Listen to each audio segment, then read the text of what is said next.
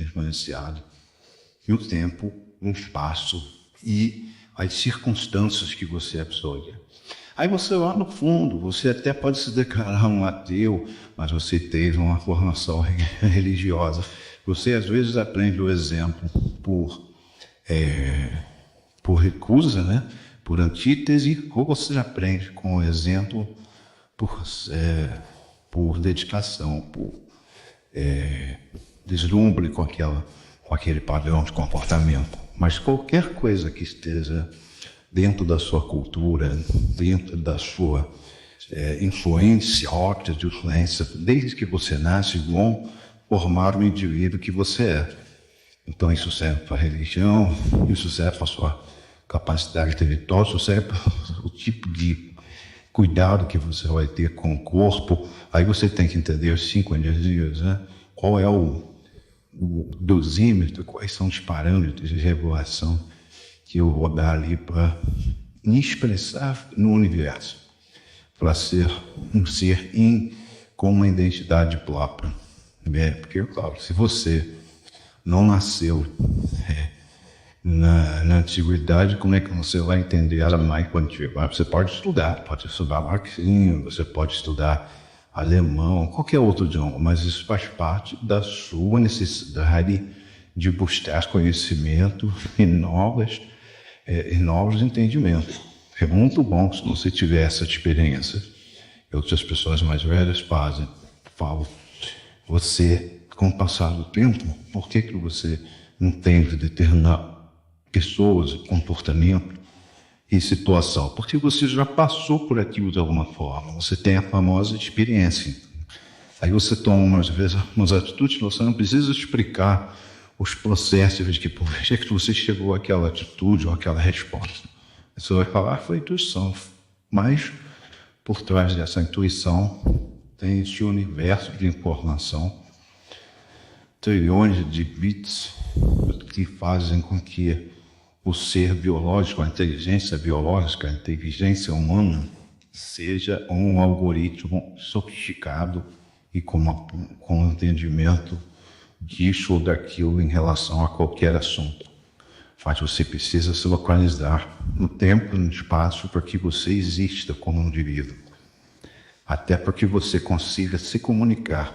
Senão, você pode estudar aramaico antigo e nunca encontrar ninguém para você nem falar, olá, tudo bem? Ou se você tiver que falar alguma palavra no outro idioma, você vai ter que traduzir com uma língua em comum. Isso aqui significa isso em Tupi-Guarani. Interessante, curioso. Você pode criar qualquer linguagem, você pode falar qualquer coisa que a pessoa não sabe.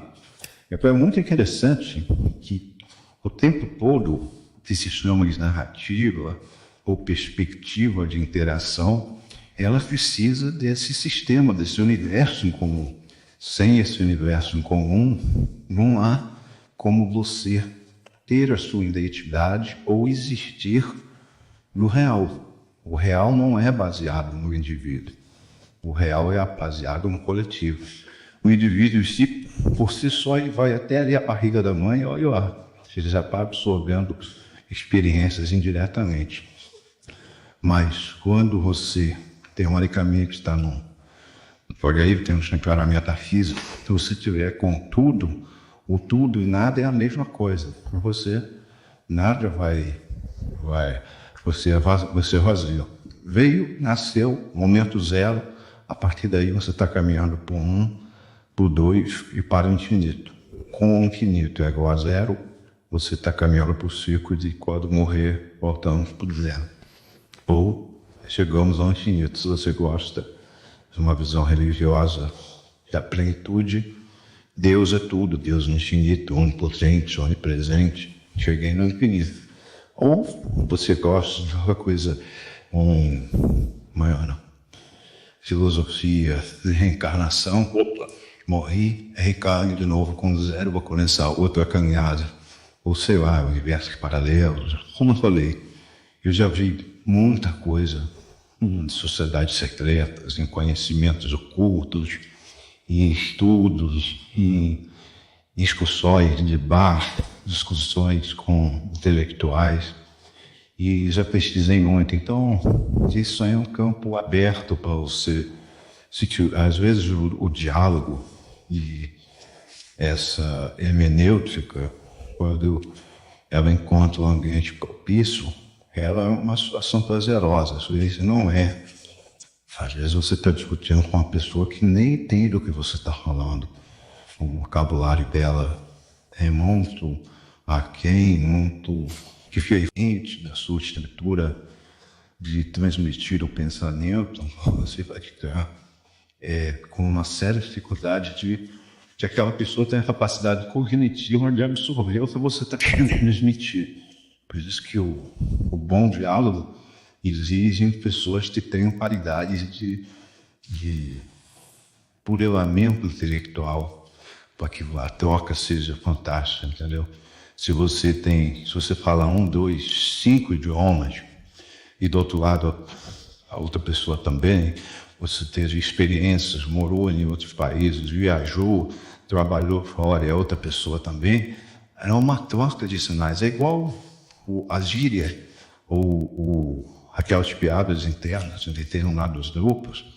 Você vai conseguir se comunicar com um olhar, com um gesto, com uma palavra, porque aquilo ali retrata uma prática comum daquela linguagem que você tem coloquial daquele grupo. Por isso que os surfistas vão ter gírias próprias e para você entendê-las você vai ter que fazer surf. Os esgrimistas vão ter outros. O pessoal, se você ficar falando de a fundo, pode não fazer sentido, o cara pode ver uma outra interpretação se ele for submarinista, e aí vai. Então, até quando você troca conhecimento e o uso da linguagem, eu tenho que entender que grupo, que composição de H você pertence. Porque tudo que você vai defender nessa situação do H e está correlacionado diretamente com o conflito distributivo. No conflito distributivo, você vai ter que se posicionar. Primeiro, você já traz uma herança, uma riqueza e possibilidade de você ter recursos que outros não tiveram. Por isso que a corrida nunca começa igual. Essa história, a meritocracia é igual para todos. Não, se você na largada ter distâncias diferentes, o outro até pode conseguir. Não sei, foi uma predisposição genética, apesar que eu não gosto muito dessa explicação, mas ela tem algum valor, a genética tem algum valor. E aí você vai ter alguém ali que vai ter uma dificuldade enorme, até conseguir atingir algum nível e vai evoluindo, e depois que evolui, aí é para todos. Aí você pode até igualar. Aí é um percurso que não importa a sua origem, porque senão você vai ficar também carregando como panfleto a sua origem para conseguir alguma benesse. Hoje estamos praticando muito isso. Olha, meu passado sofrido, da minha origem humilde, e eu não tive condições lá atrás. Mas se você já está fazendo aquele concurso com alto cargo de autoridade, até passado você ficou no tempo. Você já, há muito tempo você virou uma outra pessoa. Então, quando você faz esse tipo de propaganda, mais uma vez, você está querendo retornos em cima desse discurso, para ver se você ganha mais pontos no conflito distributivo. O tempo todo, as pessoas estão discutindo o conflito distributivo. Mas hoje eu quero falar sobre o H, sobre os hominenis. O conflito distributivo, eu dei o nome da variável dessa equação. O conflito distributivo é uma equação. Eu já mapeei mais de 300 itens que compõem o conflito distributivo. Essa parte, na hora que eu explicar, vai ser muito mais complicado ainda do que explicar o H. O H é quase que uma coisa assim, tautológica. O que é um H? O H é o número de pessoas dentro daquele grupo que você está analisando. Ah, tá, mas o problema é que o H tem outras interpretações e complicações em cima disso. Mas a letra que eu escolhi para o conflito distributivo é Y, devido à minha formação dentro na área de economia.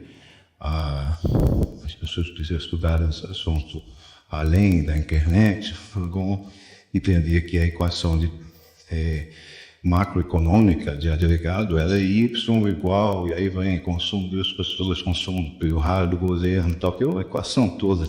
E essa equação ela me serviu de base, de orientação, para entender que esses valores nessa equação, nessa composição econométrica, é baseado nessa situação geográfica e temporal, cultural, que as pessoas vão defender. Hoje a população é uma população mais direita, ela acha que vai resolver esses problemas votando e apoiando uma discussão dentro da política nacional ou em cima das autoridades que têm poder de decisão, baseado na lógica da direita ou da extrema-direita. E na hora de receber, ou que elas imaginem que vão ter com essa escolha, elas acabam se frustrando profundamente. Você se frustra para a esquerda? Eu conheço todos esses exemplos das pessoas adoram se frustram.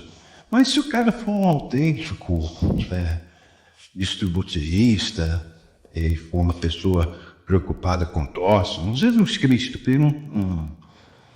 já temos um grande, uma grande figura na história para você entender o que é uma pessoa preocupada com a comunhão, com comungar com o outro, com o pobre, com o desvalecido. A não ser que você esteja lendo uma Bíblia dessa aí, que eu não sei qual é, que da onde veio, e aí você não está entendendo muito bem qual foi o papel, quem foi Jesus Cristo. Mas se diz cristão, aí já entra na área da esquizofrenia, ou do mau caratismo, ou de uma necessidade de pertencimento tão forte que você acaba falando de 2 mais 2 é 7, ou 23, ou seja lá o que você é obrigado ou se posiciona por causa do seu grupo social, da sua igreja, da sua comunidade, das pessoas que te cercam. A gente não vai estar falando a linguagem universal da matemática. Você tem que recuar e falar, 2 mais 2 é 4. Por isso que na hora de discutir ideologias e composição e conflito distributivo, conversar com intelectuais é outro nível. Do contrário, você não vai conseguir passar o conhecimento. Você até consegue, mas você vai ter que educar, vai ter que sentar e passar dias, semanas ensinando. As pessoas não se tornam ignorantes e sem sabedoria, porque da noite para o dia. Se não tem acesso a muita televisão, muita informação, de doutrinação, muita catequese, no final, meu amigo, você sai repetindo exatamente aquilo que você tem acesso. Não se iluda. É quase que uma hipnose. E, inclusive, em alguns ficarão hipnotizados. E pior que essas pessoas podem reagir com cólera, com ódio, com vontade de brigar, e vão falar mais, vão deturpar o que você está falando, vão apelar para as falácias, jogar discussão.